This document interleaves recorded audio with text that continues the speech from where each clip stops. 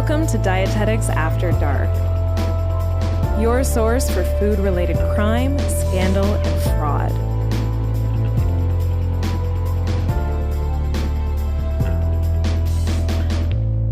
Welcome back, everyone. I'm Sarah. And I'm Becca. And this is Dietetics After Dark. Yes.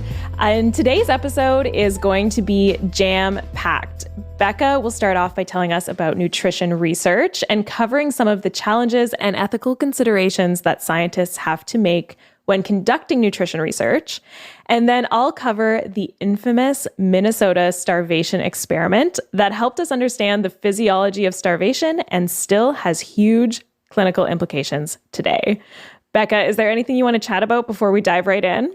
I mean, not really. I am really excited to hear more about this story because it is something that, we learn about in our nutrition degrees. I've researched really high level for one of our previous episodes, but it sounds like you have a really juicy episode for us. It's so interesting. I had such a good time researching it. Amazing. And I'm so excited to tell you. All right, let's do it.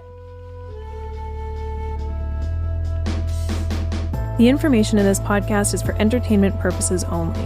If you're interested in medical nutrition therapy or personalized nutrition advice, please talk to a registered dietitian in your area. All the citations and relevant links for anything mentioned in this episode will be in our show notes. This podcast may contain coarse language and mature subject matter. Listener discretion is advised. This is an independently produced podcast. If you could rate, review, and subscribe, that would really help us out, and we will be forever grateful.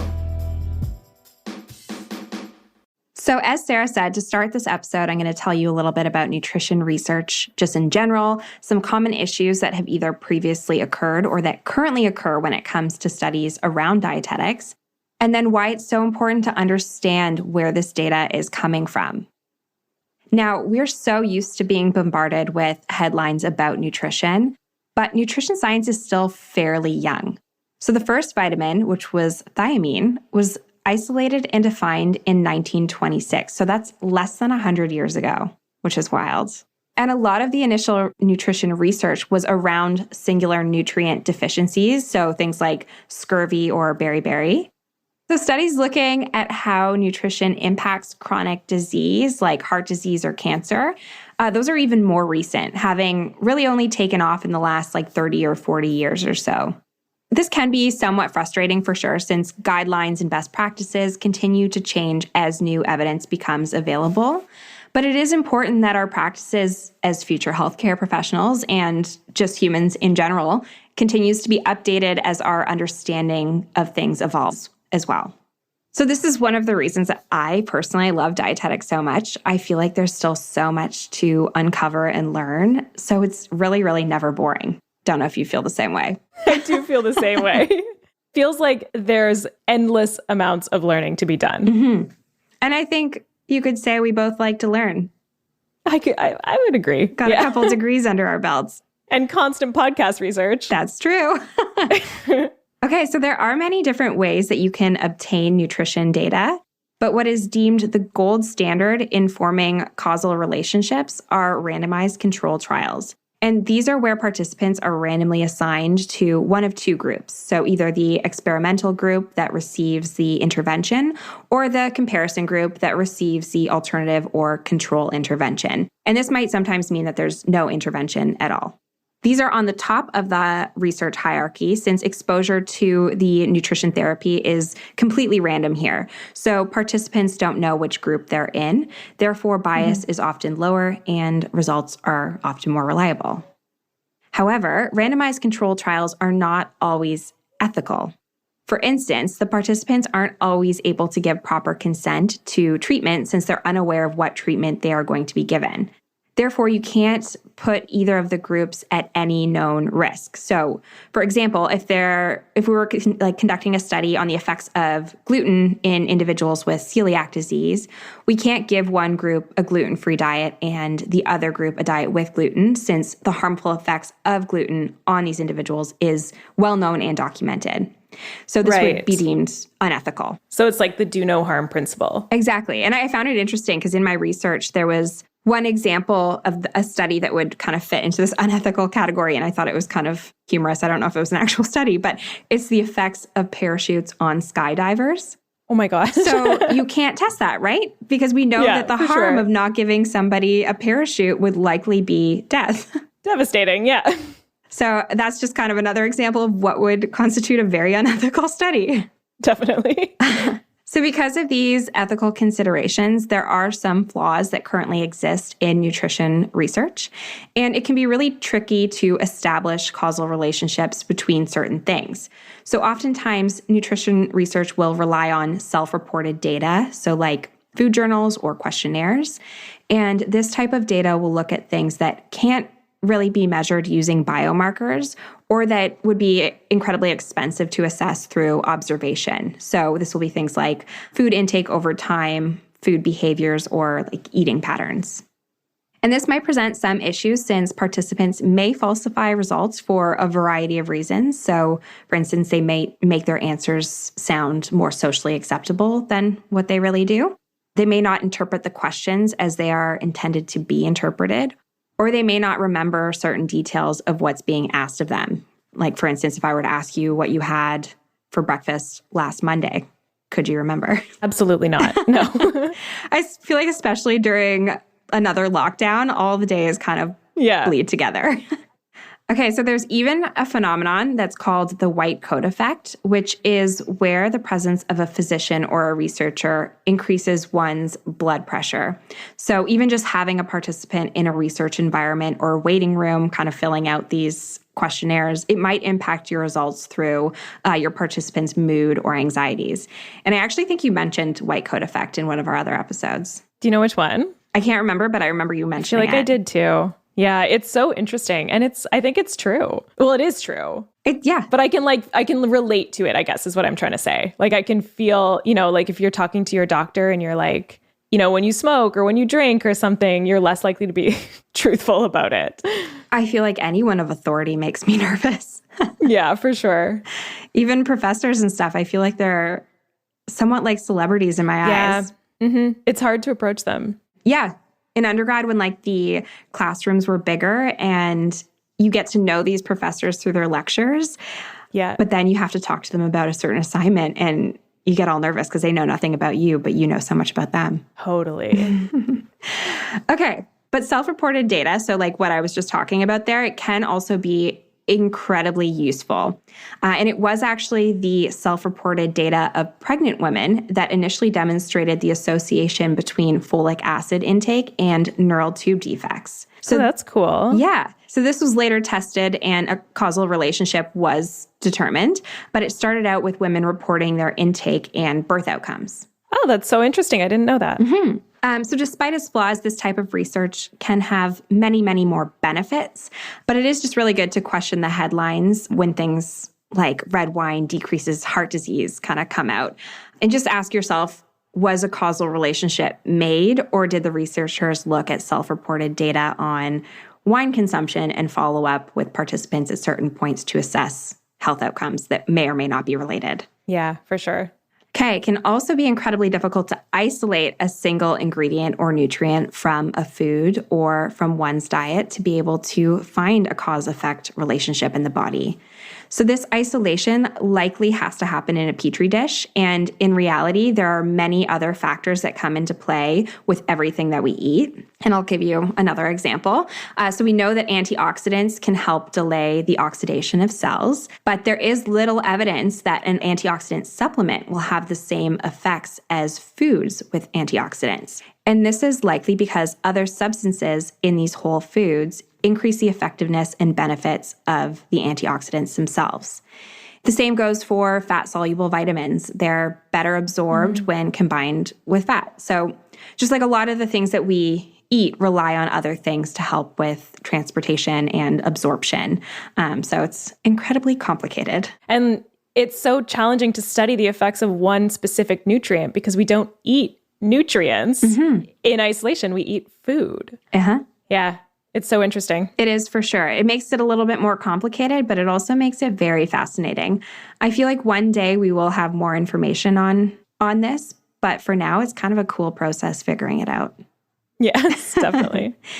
Okay, so lastly, and not lastly just in general, but lastly in my little intro here, there's still so much to learn on research, and I feel like we could do 1,000 podcast episodes on it. But one other thing to consider in nutrition research is that many preliminary studies are often conducted on animals. Now, the results of things like rodent studies can be incredibly beneficial to establish, but before the same tests are conducted on humans, we should question them a little bit.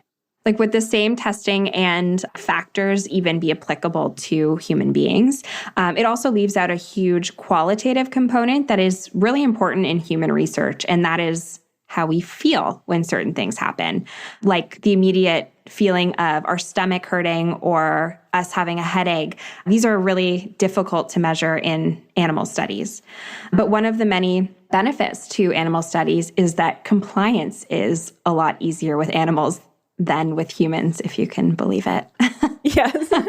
There's also a lot of information about human health that we wouldn't have without animal tests, such as some of the preliminary research around energetics, carbohydrates, lipids, proteins, body composition, and growth. And I mean, this whole section isn't to tell you that you shouldn't trust nutrition research, because it truly is incredible what we have been able to figure out so far.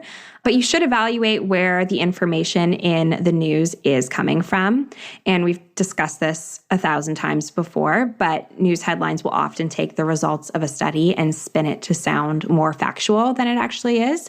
And really, we just need more information to kind of establish that cause-effect relationship, if there even is one. Yes, totally. And it's hard to get. The only way to really establish a causal relationship is those randomized control trials that you talked about at the start. And they're so hard to do an ethical randomized control trial in nutrition. Yeah, they take time, they take money. And we've talked about this in some of our classes and stuff before, where once a relationship is established, it is actually harder to get funding for certain research to put into it and to continue to study that relationship. Yeah, because they want novel findings. Yeah, they want new discoveries and novel findings. Yeah, that was awesome. Thank you. It was really interesting. And I think nutrition research, I've heard it criticized just like on podcasts or in conversation for being kind of a shitty science, basically. But it's not a shitty science. It's a new science. It's evolving. And you're right. It is amazing how much, like, especially researching this story, it is amazing how much we've learned in less than a century. Yeah. Less than a century. When was thiamine discovered? 1921 or 1926?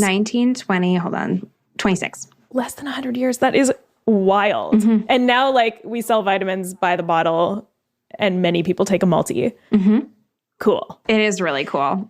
Okay. So now I am going to talk about a very interesting study that would not meet the ethical standards of today's research ethics. And before I dive in, I'm going to place a content warning on this story, because we do talk about hunger and starvation in the context of World War II and also in the context of the Minnesota Starvation Experiment. And there will be some details about calories and weight loss that might be triggering for some people. Okay.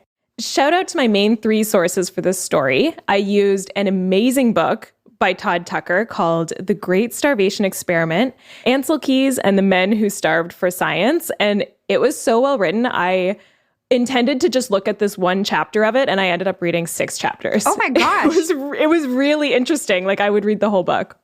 A journal article called They Starved So That Others Be Better Fed, Remembering Ancel Keys and the Minnesota Experiment by Leah Kalm and Richard Semba. And an article from Medium called What a 1944 Starvation Experiment Reveals About 2020 Food Insecurity by Kelsey Miller. Oh. All of which are linked in our show notes. That last one sounds incredibly interesting. I'm excited. It was so interesting. And it talks about food security, it talks about COVID, and it talks about diet culture and how all those things are tied to deprivation in some aspect, or the fear of deprivation. Super good article. Okay, so to set the stage for this story, I need to take you back to one of the most devastating time periods in recent human history. 1941 to 1945, aka World War II.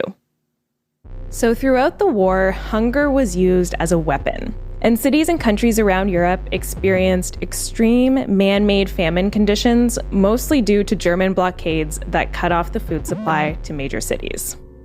Two famous examples that I am going to very briefly discuss because they're really terrible are the siege of Leningrad and the Dutch famine or the Hunger Winter. Leningrad was a city of 3.5 million in the Soviet Union, and today it goes by the name St. Petersburg in Russia. The siege of Leningrad lasted 872 days, and sometimes it's also referred to as the 900-day siege, and it started in September of 1941. Supplies were extremely limited right from the start, and highly restrictive rations were implemented almost immediately. But even with rations, the death toll was between 1.1 and 1.3 million people. Oh my God. Yes. It's truly terrible. The starvation experienced was extreme. Reports from Leningrad indicate that as the food supply dwindled, prepare yourself. Civilians survived by first eating pets and birds, then making soups out of leather belts, book bindings, and wallpaper because potato starch was used in book bindings and wallpaper. And murder rates spiked as people would murder other people for ration cards. And yes, some people were forced to resort to cannibalism. Oh my gosh. That sentence just got worse and worse. I know. Worse and worse and worse. It was truly, truly awful. That's all I'm going to say about that because it was a lot, pretty intense to research. The Dutch famine, or the Hunger Winter, took place over the winter of 1944 to 1945. Again, because of a German blockade that cut off food and farm supply shipments. And again, absolutely devastating effects, but not quite as severe as Leningrad because the duration was shorter. And what's interesting about the Hunger Winter is that it took place in a developed country, the Netherlands, and so it was well documented. And it actually played a role in helping to measure the effects of famine on human health. So there's a famous study called the Dutch Famine Birth Cohort Study that found that children of women who were pregnant during the famine were more susceptible to chronic diseases like diabetes, obesity, cardiovascular disease, and other health problems. And they were also smaller than average. So there were long-lasting intergenerational effects of the famine, even in those who weren't technically alive to experience it. Wow. So I feel like that was probably one of the first studies in this area, right?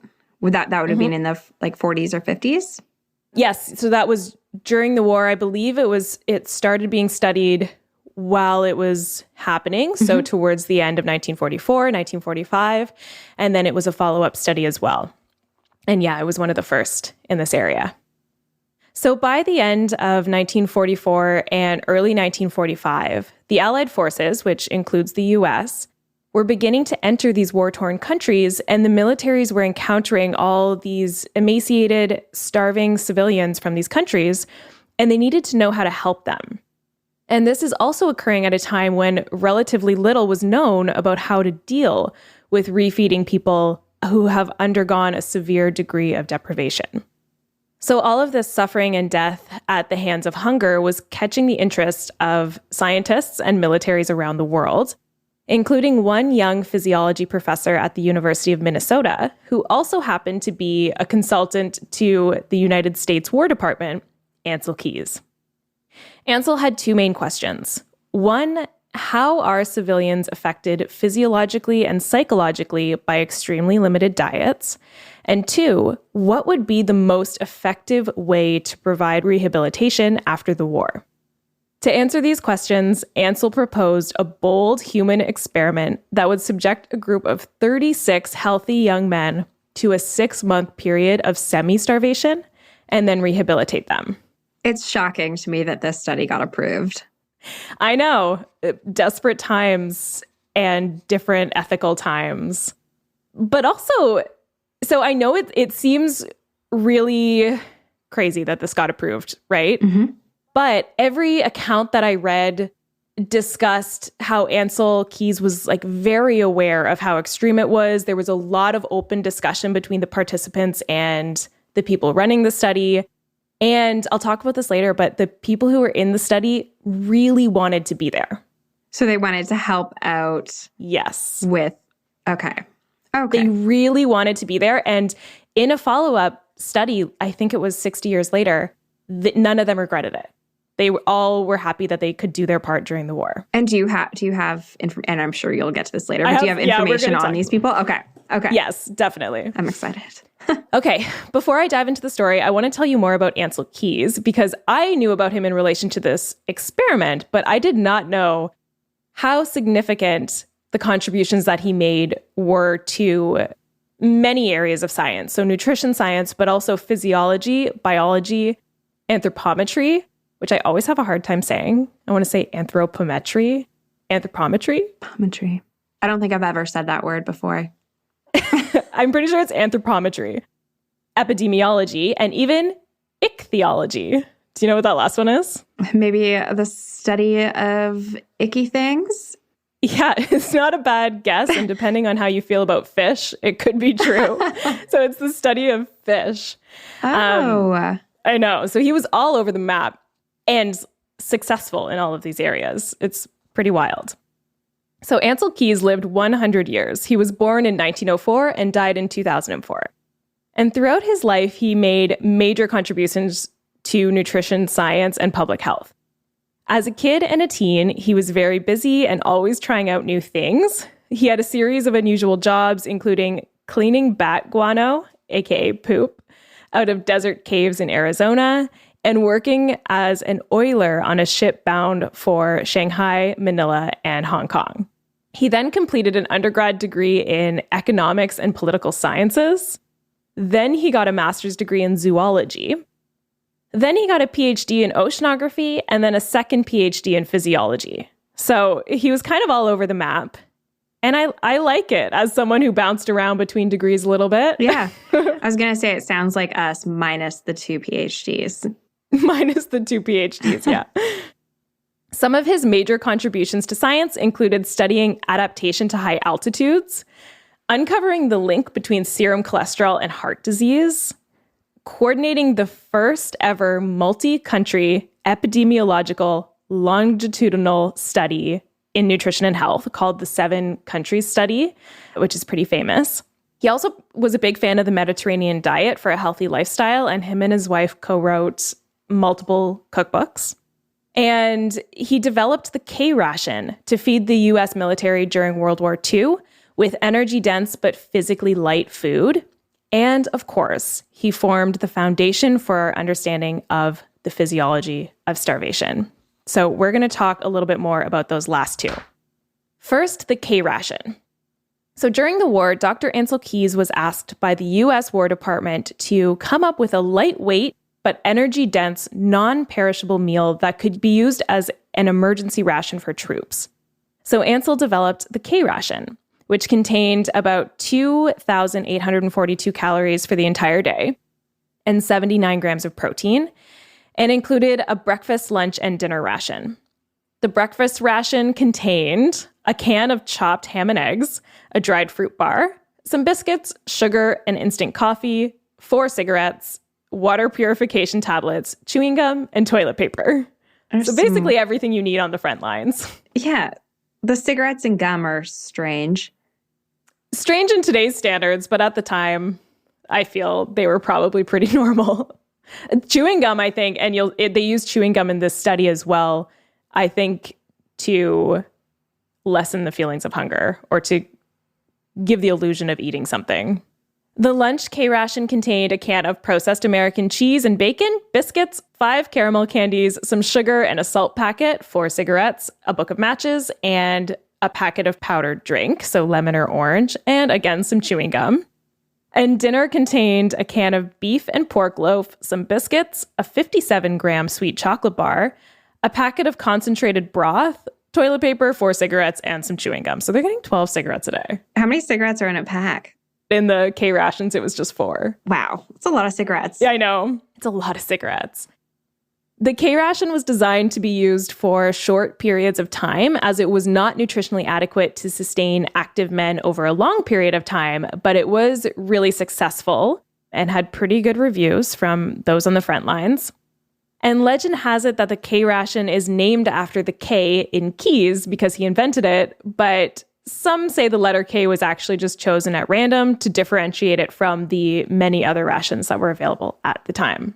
So, quick question, and you might not know the answer to this. When somebody was given this amount of food, would they get the amount of food for the day? Or was it like breakfast, lunch, and dinner separated? They had to go and get it at separate times of the day? I don't know the answer for sure, but because it was designed to be lightweight, I think they were carrying these all three on in their backpacks at once because it was designed for specific missions where they couldn't really receive deliveries. Gotcha.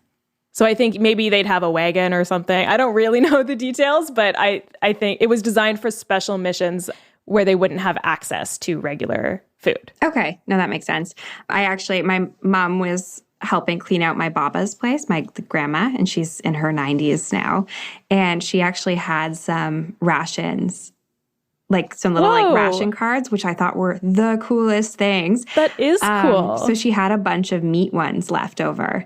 So I guess she wasn't really eating as much meat as she should have been. But I thought it was so fascinating. I was like, okay, we need to hold on to these.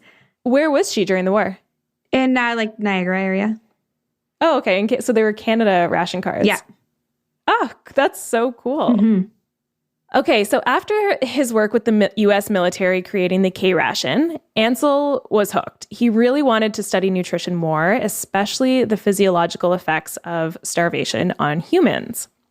Simultaneously, the U.S. military also had great interest in learning more about starvation because they were preparing to enter cities in Europe and expecting to encounter emaciated civilians, and they really wanted to be able to help rehabilitate them.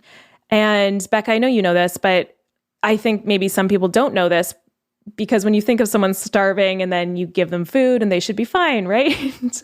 But it's actually really quite precarious to refeed someone after a period of deprivation because their bodies have been so deprived of nutrients for so long that when they eat again, the electrolyte balance can be completely thrown off and it can be fatal. So it's called refeeding syndrome, and it does have to be done in a very controlled manner. And there are a lot of long-term effects of starvation, which we will talk about today. So there was a lot to learn in this area, and Ancel proposed his daring starvation experiment, and it got approved. In the United States, in the summer of 1944, healthy young men were not exactly in high supply. Most were either preparing to fight in the war or they were already overseas fighting in the war. However, there was a group of young men in the civilian public service who were conscientious objectors. Conscientious objectors were young men that did not want to fight in the war, but that does not mean that they were cowards. They were exercising their right to refuse to fight on the grounds of freedom of thought, conscience, or religion. And many of them simply refused to kill another person in the name of their country. That's fair. That is totally fair. And it didn't mean that they didn't want to help their country. They did want to help their country. They just didn't want to kill another person. And so they would become a conscientious objector and join the civilian public service. And they would contribute to the needs on American soil, like firefighting, forest maintenance, and volunteering for medical experiments. So in the summer of 1944, a brochure was sent out featuring 3 children with empty food bowls, and we'll put the picture of that on our Instagram. And it has the words, "Will you starve so that they be better fed?" And despite the warnings in the brochure that said starvation can pose serious health risks and that the long-term effects are largely unknown, they received more than 400 applications from conscientious objectors. Wow.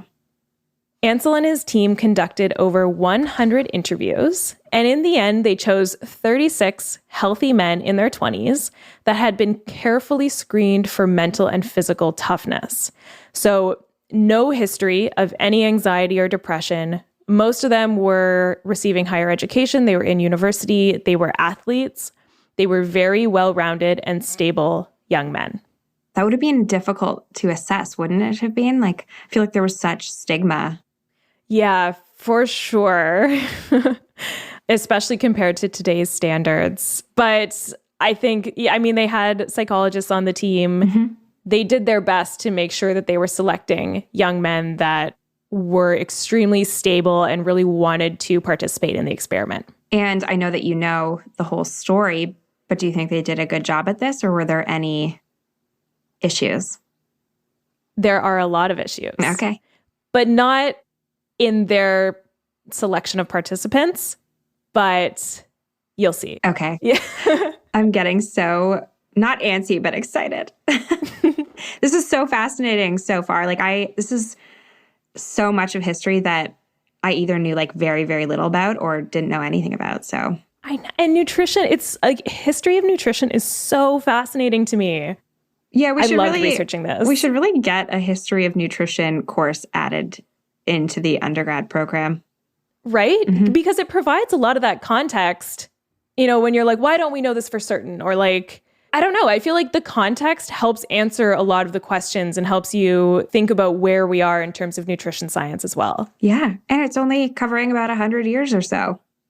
Yeah, it's really not that long. No. Okay, so let's talk about the study itself.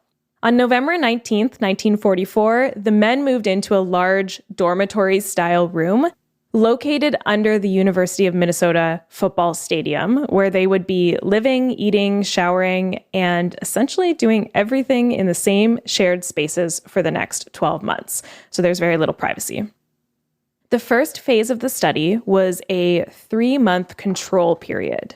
So participants were fed approximately 3,200 kilocalories a day, made up of a variety of popular foods. So this was designed to get participants to their normal, healthy baseline weight. And then the second part of the study was the semi-starvation period. And despite its name, it's actually not a starvation study, it's a semi-starvation study because the participants were being fed. They were maintaining a calorie deficit, but they weren't entering starvation. And this period began on February 12th, 1945, during which the participants were fed about half of their previous caloric intake at approximately 1,800 calories per day. During this phase, the meals were modeled after what victims in war-torn Europe might be eating. So potatoes, turnips, rutabagas, dark bread, which I'm going to guess is rye bread. Likely, dark rye bread, and macaroni. Finally, the last 12 weeks of the experiment were considered the rehabilitation phase, where participants were assigned one of 4 rehabilitation diets that varied based on energy intake and protein and vitamin content. And remember, the primary goal of this experiment was to hopefully find the best way of rehabilitating someone after a prolonged period of starvation. So that was the goal.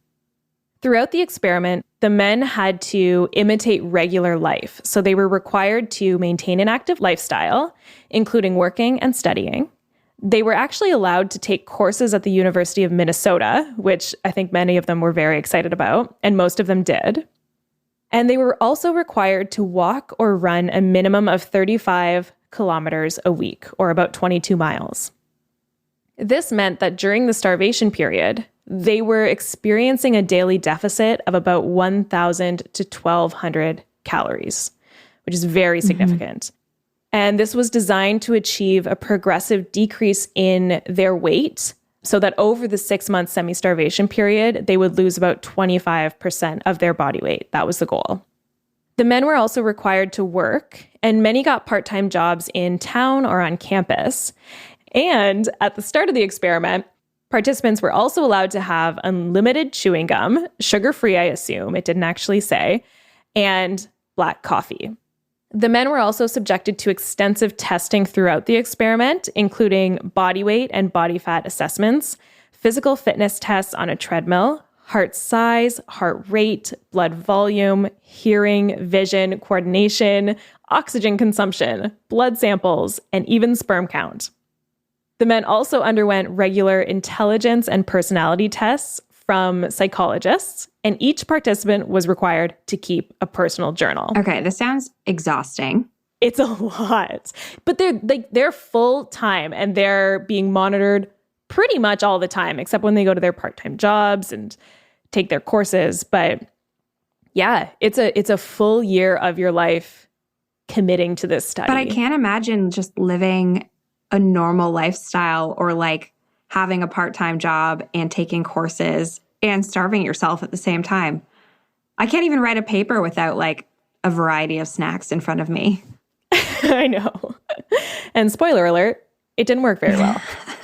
Okay, so phase 1. This is the normalization period or the control period.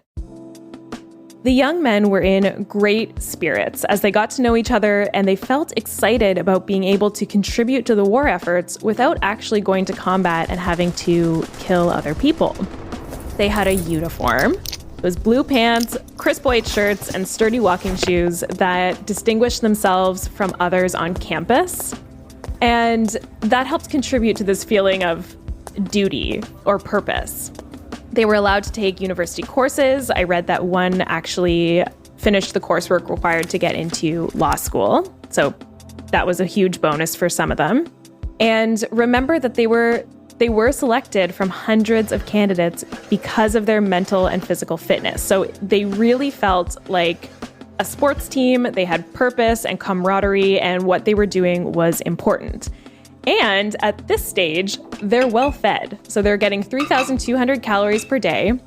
And during this first phase, they had a lot of energy. So many participants volunteered at local community centers. They participated in local plays, music productions, and just explored the city of Minnesota. Save your energy. I know. Take some naps. You're going to need them. Okay, things started to go downhill pretty quickly during the semi-starvation period. The men were given 2 meals from Monday through Saturday at 8 a.m. and 6 p.m. and 1 large meal on Sundays around 12:45 p.m. The goal was that the participants would lose about 2.5 pounds per week, which is pretty high for anyone really, but it's also important to remember that these men were already very lean when they started the experiment. They were active, healthy young men at their baseline weight, and they're maintaining a pretty high level of activity as well. And just to remind you, this is about 1,800 calories. Right. The semi-starvation period a day. So pretty quickly, the mood changed. Food is a basic human need, and hunger hits the brain fast. In the first few weeks, the sense of camaraderie and optimism faded to a grumble. Meal times became tense and emotions were high as each participant coped with starvation in their own way. Some would gobble down food as quickly as possible, and some savored every morsel, which would only infuriate the other participants that had already gobbled down their food. That would 100% be me. One participant, Samuel Legg, would sit apart from all the other participants and add water to his food and mash it all into a gray paste before eating it, hoping to fill his stomach longer. The odd behaviors continued to manifest. Some started collecting cookbooks and constantly looked at pictures of food. Sex dreams completely stopped. And remember, these are boys in their 20s. And they were replaced with dreams of feasting and even of cannibalism as the semi-starvation period went on. Wow, a lot of cannibalism in this story. Well, it shows how starvation eats away at your logic, your sense of reasoning, your values. Like it's the ultimate human need. Others couldn't stand the sight of others eating. It would make them angry. Some of them would go to the movies and be so distracted by the food around them or food that appeared in the background of scenes that they couldn't even follow the plot. The subject's sense of humor and zest for life faded almost completely. The men became more irritable, more impatient, more introverted, and less energetic. Participants reported reduced tolerance for cold, and they would request extra blankets. They experienced dizziness, hair loss, extreme fatigue, reduced coordination, and even ringing in their ears. Many withdrew from their university classes, like you said earlier, because they were unable to concentrate. The participants also lost all interest in sex and dating, which some of them had been doing during the control period. And Ancel Keys famously said about this part of the study that starved people cannot be taught democracy, and that was based on what he was observing. And then many measurable changes were also occurring during this period. So decreased basal metabolic rate, a slower metabolism, a lower heart rate, a loss of body fat, also a loss of muscle mass. Because the subjects were quite lean to begin with, the loss of muscle mass was more pronounced. And shrinking of heart size, decrease in blood volume by 10%, and decreased muscle strength. Whoa. So these are all being measured. Quick question. Was their water intake being controlled? Maybe you said this. That is a great question. That did not come up in any of my research. But they could have unlimited black coffee and they could have unlimited gum. So I bet their water intake was unlimited as well. I was just curious about the blood volume, like if that had anything to do with water intake or if it was strictly because of food. That's really interesting. That's a great question. Well, thank you. Yeah. Future fact checking, Sarah here. Participants were allowed unlimited water during the experiment, but the second part of Becca's question is a little trickier to answer. I found one theory that low blood volume occurs because fasting can influence the sodium retaining capacity of the kidneys, causing natriuresis, which is the loss of sodium in the urine. And since water follows sodium, that effect would decrease total body water and total blood volume. But if there are any blood volume experts out there, we'd love to hear from you. Okay, so here's one quote by participant Samuel Legg that describes a moment where he realized just how much the semi-starvation was affecting him. I was walking along with my buddy. It was deep into the semi-starvation and we were tired. We would look for driveways when we got to cross a street so that we wouldn't have to walk one step to get up from the road to the sidewalk. And so we would walk in the gutter for a while looking for a driveway to avoid that step up. We were tired and weak, and so we were standing at a corner waiting for a light or something, and a kid came along on a bicycle, and he was really moving, pumping away. And I looked at him and said, wow, look at that boy. He's really whizzing. And then I said to myself, I know where he's going. He's going home for supper, and I'm not.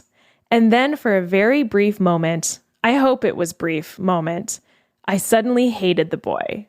I hate at this point to tell you this because it doesn't speak very well for me, but I remember with horror that I could feel such a thing. So utterly irrational, but there it was. The participants were slowly starting to crumble. 2 volunteers broke diet and were excused from the experiment. One stopped at local shops for sundaes and malted milks, and then he later stole and ate several raw rutabagas, which can't have been good. And the other participant consumed huge amounts of gum and began eating scraps of food from the garbage.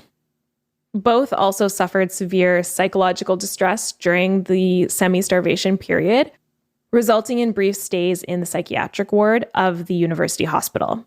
Another participant broke the diet and later suffered complications that prevented his data from being included in the final assessment. And initially, the participants were allowed to chew gum, but some of the men began chewing up to 40 packs a day. Wow. And so that privilege was revoked. Another of the participants was later excluded because his pattern of weight loss was not consistent with the amount of food intake and energy expenditure. So I think they suspected some form of quote unquote cheating on the experiment. And there was concern raised about excessive gum chewing. So overall, 4 participants were excluded during the semi-starvation period, which brought the total included in the final study to 32 participants. Okay. Hold on. Quick question. I guess it's not really a question, more of a statement. If there was concern about gum chewing, then I'm guessing it likely wasn't sugar-free.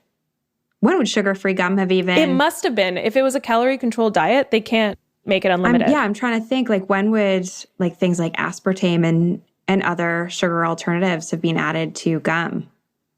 Okay, that's a great fact check. I did make the assumption that it was sugar-free, but none of the articles I read specifically stated sugar-free. But if if it has sugar in it, then that wouldn't be calorie-controlled. So maybe that's why they had to revoke it. Okay, we'll fact check that. Yeah, because when I was thinking this is the 1940s, I just automatically assumed it was like juicy fruit or something like that. Right. Big Red. Big Red. And you know what? Maybe they thought that because you don't actually swallow gum, that you wouldn't be getting the calories, even though you would be getting sugar mixed with your saliva and definitely swallowing that.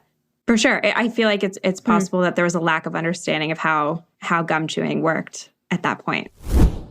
Future editing, Becca here. So sugar-free gum didn't hit the market until the 1950s, when a dentist by the name of Dr. Petrulis sold the idea to William Wrigley Jr. The starvation studies occurred in 1944, so it's likely that this gum did contain sugar and would have contributed to caloric intake throughout the study. Juicy fruit, which was around at this time, has about 10 kilocalories per stick of gum. Sarah mentioned that some of the participants consumed up to 40 packages of gum per day. So if each pack contained 10 pieces, that would add an additional 4,000 kilocalories to their diets. So it's no wonder that some of the participants ended up gaining weight in this semi-starvation period. Okay, so after the first participant broke the diet, a buddy system was implemented. So many participants actually enjoyed the buddy system, which meant they had to travel everywhere with a buddy. If you've ever been to like Disney World, you've done the buddy system. This is starting to sound very Handmaid's Tale-y. Totally. And many participants actually enjoyed the buddy system because they were held accountable by their partner, but also because they were becoming physically weaker. So one participant, Jasper Garner, described going to a store with a revolving door and being unable to push it open himself. And he had to wait for another person to come by and open the door and then sneak in after them. So having the buddy system kind of helped just probably with their safety as well. But they also liked it because they had a buddy. The participants were struggling through the semi-starvation phase, but they knew that they weren't actually experiencing true starvation or persecution.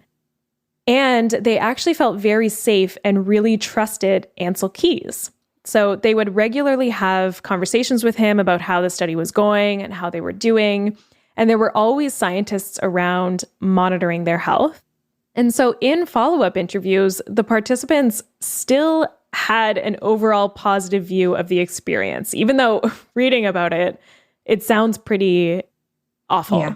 Regardless, on July 28th, 1945, the subjects were happy to see the end of the semi-starvation part.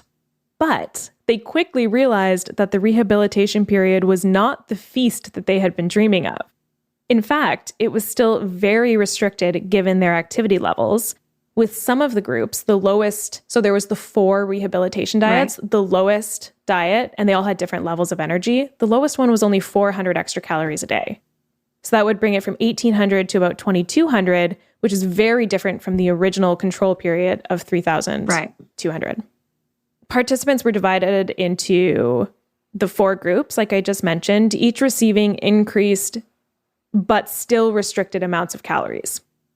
And this was in order to investigate the optimal number of calories for rehabilitation, and further divided into subgroups with protein and vitamin supplements in order to see if that would help with rehabilitation. Because that was really the ultimate goal, is what's the most efficient way to rehabilitate someone who's had a period of deprivation. In the end, it was found that the most important factor in rehabilitating someone who's experienced starvation was providing adequate energy or calories. As long as an adequate amount of vitamins and proteins were present, the most reliable weight gain strategy was high caloric intake. So it didn't actually matter too much, the amount of vitamins, amount of proteins, in terms of the immediate rehabilitation period. It was mostly about the energy density. So they were never fully starved. Food was never cut off completely for them. Never. Okay. And so when you say that caloric intake was the most important thing, did refeeding syndrome come into play here? Like, were there issues in refeeding these participants? No, not really, other than the great disappointment that they experienced when they were like, oh, we don't just get to eat everything we want.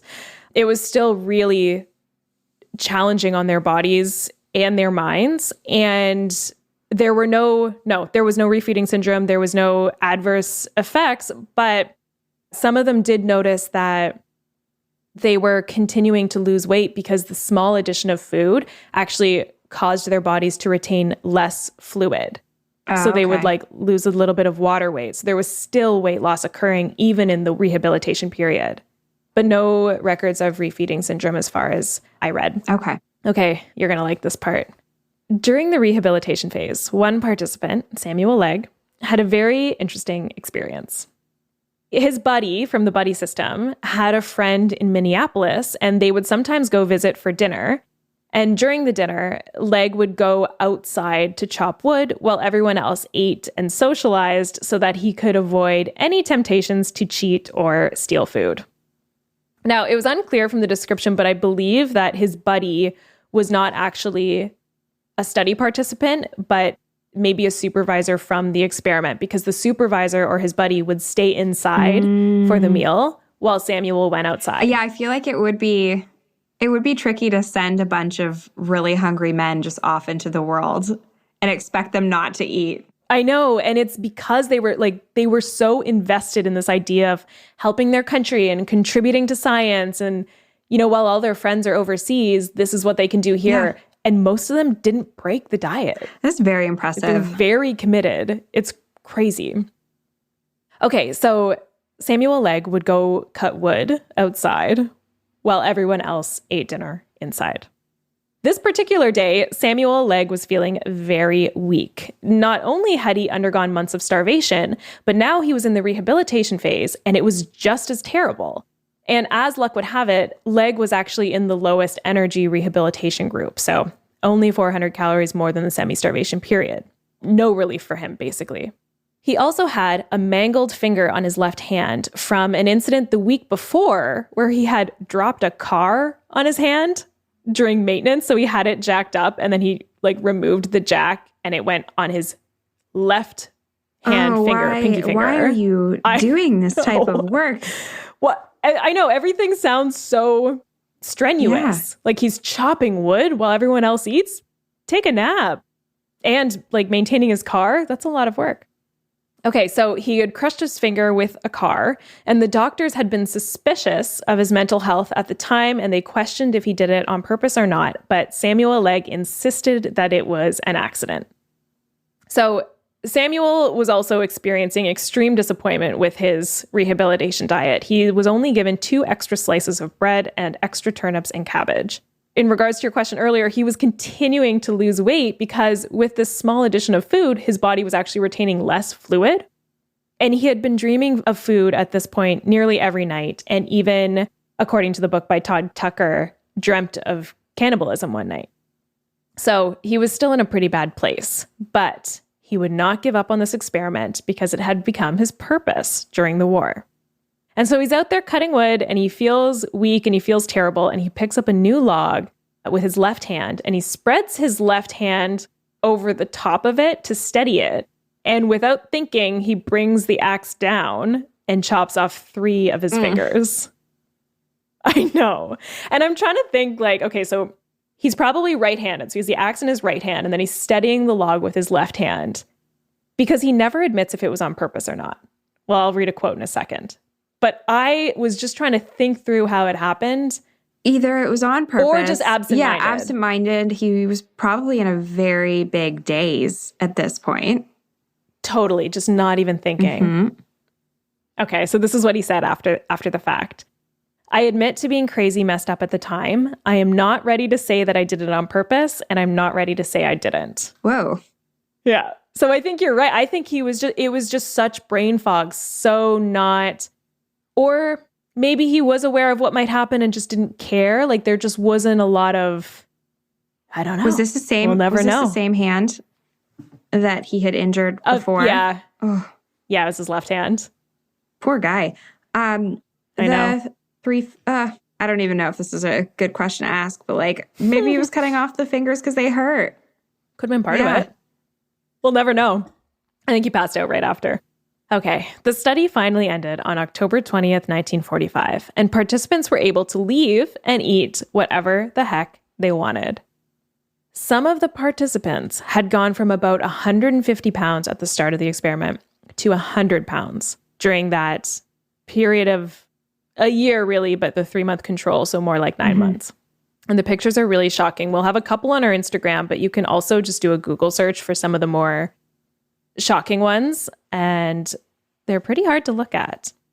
Somehow, though, Ancel Keys was able to convince 12 of the participants to stay on for another 8 weeks and track them as they went into the period of unrestricted eating. Okay, somebody needs to check their mental health again. I know. They're like, yeah, we'll stay. It's been great. There's probably money involved. Does it mention money at any? Oh. No. I know. I wonder if they were paid for their time or if it was just because I think we might be underestimating the amount of guilt that someone might feel knowing that everyone else is overseas fighting and they object to the idea of killing someone else. So they're here in America, but they still really want to do their part. For sure. So it might have been unpaid. I don't know.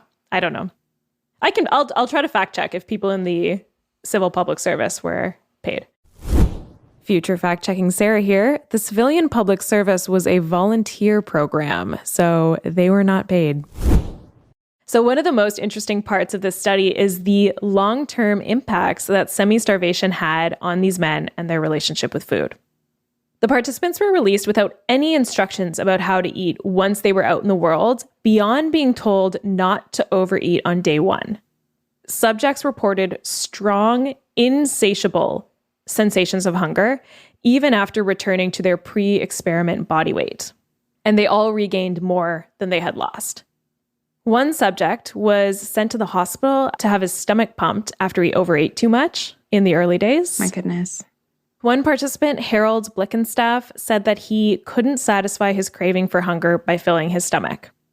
Another participant, Jasper Garner, described it as a year-long cavity that needed to be filled.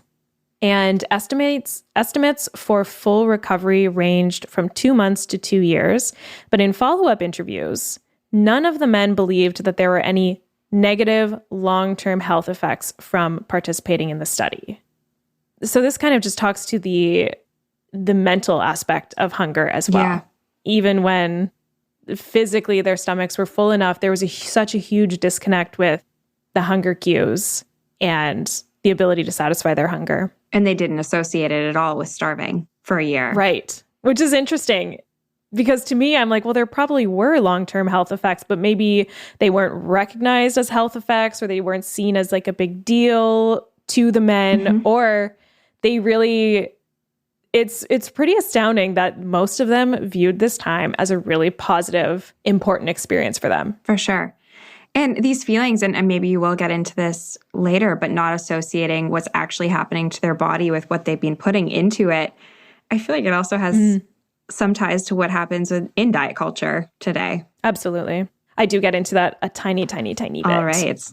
And this same phenomenon, it's called hyperphagic behavior, but overeating after a period of deprivation with the insatiable or like unsatisfiable, I guess is how you describe insatiable hunger, and the complete disconnect with hunger cues was also seen across Europe after the war.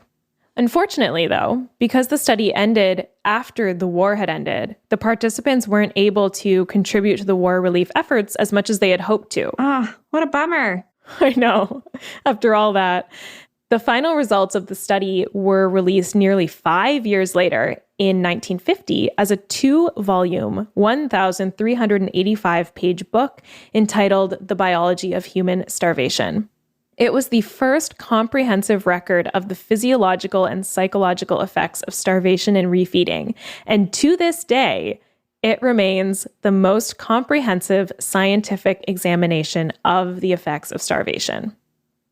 Given the modern ethical restrictions on this type of study that Becca discussed earlier, it is unlikely that such a study will ever be reproduced. But luckily, the work contains all the raw data of the experiment, so any researcher can use this data. And this was actually pretty groundbreaking because at the time, in 1950, it was not common practice to release your raw data. So that was something that Ancel Keys felt was important, and he clearly stated in the work that the tables of measurements provide detailed data which may be used by other investigators for further analysis. So he was a bit of a trailblazer in data sharing. No kidding. And so this is coming back to your point about diet culture. And I think it's so interesting because by the standards of mainstream diets, the semi-starvation diet for these men, 1,800 calories, wouldn't be considered that restrictive. But yet it had these hugely significant, long-lasting mental and physical impacts on these previously super healthy young men. Not just feelings of hunger, but changes in temperament and personality and the development of food obsession and these were men that had no history of anxiety or depression, no history of deprivation of any sort, and they were still profoundly impacted by this experiment. And so it's really interesting to think about this in the context of diet culture, and when, the goal of losing weight is actually fairly common, especially in the media, especially on social media, and even among friends and family, like talking about weight loss or new diets is common. But I hope that this story was able to illustrate that calorie restriction is no joke, and the results there can be significant short-term and long-term impacts. So I have to say this, but if weight loss is one of your personal goals right now, see a registered dietitian that can help you make sustainable changes and do it safely. Yeah, great take home. Honestly, I am pretty shocked. I thought that they experienced like true starvation and that they were deprived of more than half of the calories that they were consuming previously. So it is kind of wild that they weren't starving. They were just put on reduced diets. And had to maintain an active, like they were in a serious calorie deficit each day. It really does make you think about the harms that people who are constantly on diets right now are doing potentially to their bodies. Yeah, things like weight cycling have pretty well-known negative long-term effects, but it's still a very common thing in our society. It's sad. It is sad, but also so fascinating. And like, although this study would never be able to happen now, this has definitely contributed a lot to what we know today about this type of stuff and has obviously guided a lot of research after it. Totally. And it still has significant clinical implications. Like this is still used. Some of this, the knowledge gained from this study is still used in eating disorder treatment, in refeeding syndrome. Yeah, it's pretty crazy.